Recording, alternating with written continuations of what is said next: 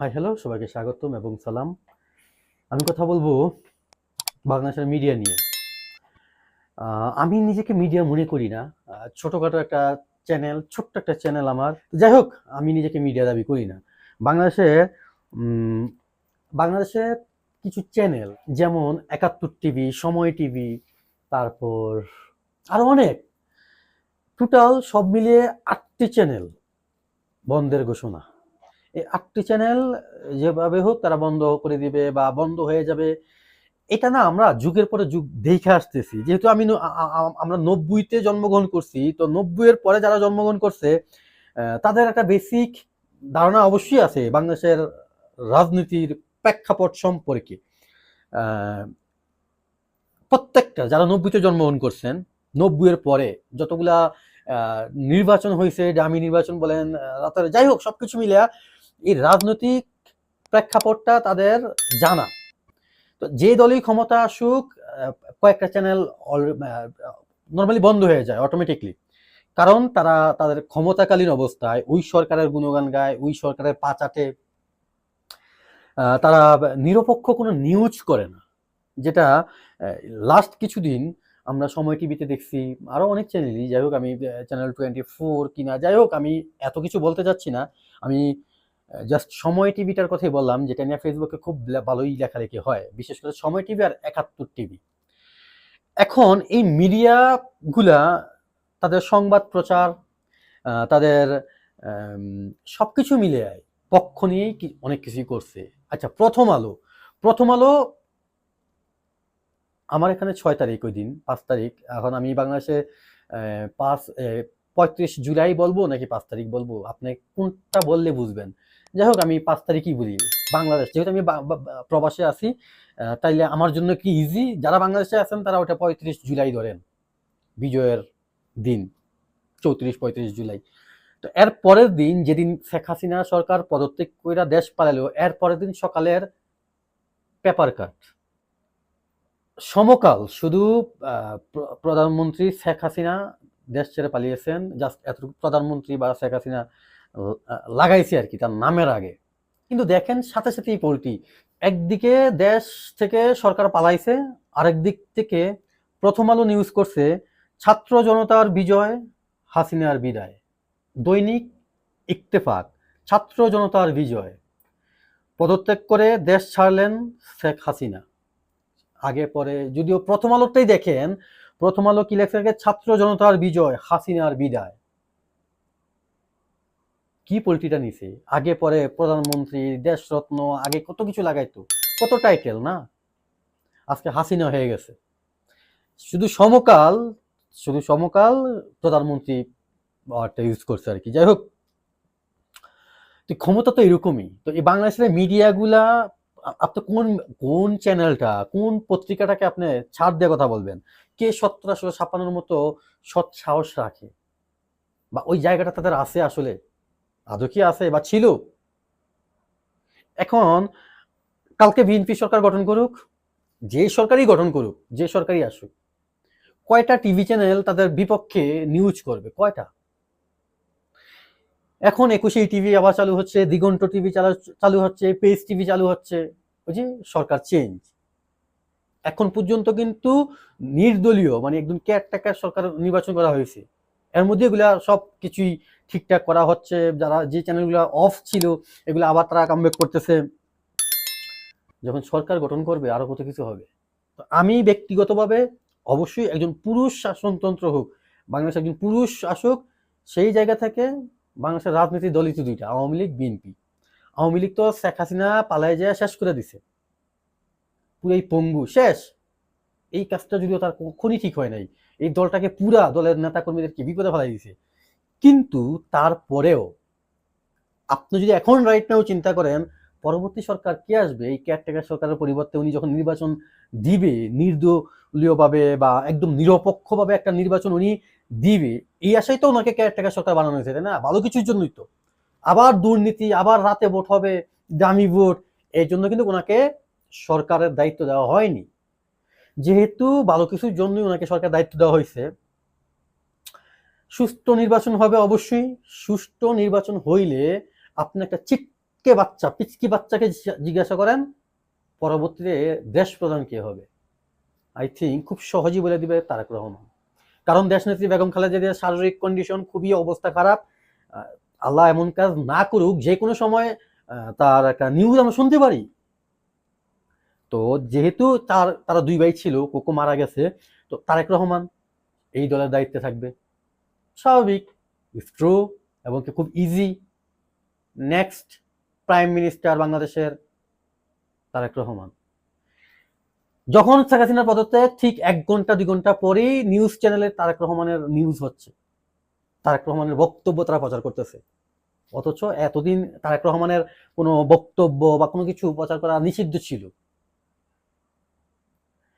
বাংলাদেশের প্রত্যেকটা জনগণ বা না জানুক, প্রত্যেকটা জনগণ না জানুক বা না বুঝুক কি হতে যাচ্ছে বা কি হবে, বা প্রত্যেকটা সেক্টর যারা জব করে, পুলিশ বলেন, র্যাব বলেন, আর্মি বলেন, সরকারি কর্মকর্তা যারা, ইভেন মিডিয়া পার্সন, সবাই জানে পরবর্তীতে দেশ চালাবেন তারেক রহমান। এখন ওইদিকে পাচাটা শুরু হয়ে গেছে। এখন আপনারা ফেসবুকে যে টাইপ কথাই লেখেন না কেন, বিএনপি চাই না, আওয়ামী লীগ চাই না, নাঙ্গল চাই না, জামাত চাই না, ছাত্র চাই, কে সেটা দেখান। এত সহজ রাজনীতির মাঠটা। রাজনীতি করতে হইলে না প্রচুর মার খেতে হয়, মাঠে টিকে থাকতে হয়, অনেক দরপকল, অনেক কিছুর পরে নেতা হইতে হয়। নেতা হওয়াটা আসলে এত ইজি না। বা আমি একটা দল গঠন করলাম, এখন নির্বাচন করলাম, আমি সরকার গঠন করে ফেলবো, এত সহজ না আমার কাছে মনে হয় আর কি। আমার রাজনৈতিক অভিজ্ঞতা, ওই যে গোল টেবিলের অভিজ্ঞতা থেকে আমি বলতেছি। এটা নিয়ে আমার কোনো স্টাডি নাই, এটা নিয়ে আমি অভিজ্ঞ না, আমি রাজনীতি করিও নাই, আগে পরে রাজনীতির সাথে আমার সম্পৃক্ততা নাই। আমার ফ্যামিলি একটা ব্যাকগ্রাউন্ড আছে, আমি বারবার প্রত্যেকটা ভিডিওতে বলি, কিন্তু ওটার সাথে আমাকে মিলাবেন না। আমার ফ্যামিলির ব্যাকগ্রাউন্ডটা কি, এটা আমি আরেকটা ভিডিওতে বলবো। যদি আমি, আমার হয়তোবা আমার ভিডিও দেখে অনেকেই গেস করতে পারতেছেন আমার ফ্যামিলিতে আসলে কি করতো বা কি করে, কোন দল সাপোর্ট করে। আপনাদের ওই চিন্তা ভাবনা হয়তো সঠিক, বাট এটা নিয়ে আমি অবশ্যই কথা বলবো, আমার একটা ভিডিওতে কথা বলবো। তো সবাই সবার জায়গা থেকে এতটুকুই চিন্তা করতে পারেন, যতই যাই হোক পরবর্তী প্রাইম মিনিস্টার যদি সুষ্ঠু নির্বাচন হয়, এই কেয়ারটেকার সরকার আগামী 3 মাস হোক, 1 বছরের মধ্যে যদি নির্বাচন দেয়, পরবর্তী রাষ্ট্রনায়ক আপনি তারেক রহমানকে দেখবেন। খুব ইজি, আসলে ইজি। কারণ এই দলের সাথে টেক্কা দিয়ে, টক্কর দিয়ে কেউ আইসা দাঁড়াইয়া কিছু একটা করবে আমি দেখি না, এরকম কোনো দল আছে। 2টা দলই তো ছিল, আওয়ামী লীগ, বিএনপি। বিএনপি এখন মাঠে আছে, আওয়ামী লীগ তো গেল, শেষ করে দিল আওয়ামী লীগকে। তবে যেই দলই সরকার ক্ষমতায় আসুক বা সরকার গঠন করুক, আমি এতটুকু আস্থা রাখবো বা বিশ্বাস আমার রাখতেছি আমি, এই যে শেখ হাসিনার পতন বা এই যে শেখ হাসিনার আমলা কামলারা নেতারা যা কিছু করছে, এটার একটা ইনিফিশিয়াল রেজাল্ট যেটা আসছে, ফিডব্যাকটা আর কি, আপনাকে ওইটা চিন্তা করেই সামনে আগাতে হবে। পরবর্তীতে আপনি দেশ চালাবেন, ওকে ফাইন চালান, ওটা চিন্তা করি আপনাকে দেশের পরিস্থিতি সামাল দিতে হবে, দেশের জনগণকে বুঝতে হবে। শেখ হাসিনা কি জানেন একটা জিনিস কি, আমি আর একটা কথা একটু অ্যাডভান্স বলি, শেখ হাসিনা না জনগণকে রিলেট করতে পারে নাই, মানে তাদের ভাষা বা তাদের সাথে নিজেকে সম্পৃক্ত করতে পারে নাই। তার একটা দাম্ভিকতা ছিল, একটা গরিমা ছিল, এই জনগণ, এই দেশ আমার ফ্যামিলিকে খুন করছে, ধ্বংস করছে, প্রতিশোধ প্রণয়ন ছিল আর কি তার, যে এই দেশ আমার বাবাকে মারছে, এই দেশের জনগণ আমার বাবা মারা গেছে আর মিষ্টি খেয়েছে, ঢাকা শহরে মিষ্টির দোকানে মিষ্টি ছিল না। ওই জায়গা থেকে সে তার ভুলটা করছে, ভুলের ফিডব্যাকটা ওইভাবেই আসছে। তো যদিও আমি কখনোই দেখিনি, বললাম না আমার রাজনৈতিক গোল টেবিলের অভিজ্ঞতা অনুযায়ী, বাংলাদেশে বিএনপি সরকার ক্ষমতা আসলে তারেক শহীদ জিয়া, প্রেসিডেন্ট শহীদ জিয়াউর রহমানের কোনো ছবি তারা কোনো নোটে দিতে বা কোনো মূর্তি ওরকম ভাবে আমি আসলে দেখি না। আছে হয়তো বা ইয়া বা শেখ মুজিব, জয় বাংলা, বাংলা জাতির বাবা পিতা আব্বা, এতটা না।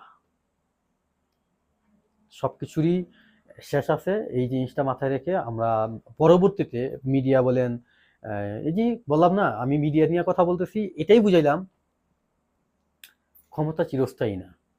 আপনারা সংবাদ প্রচার করেন, দরকার হয় আপনারা প্রেস ক্লাবে মানববন্ধন করেন, যে আমাদেরকে সত্যটা প্রচার করার অধিকার দিতে হবে।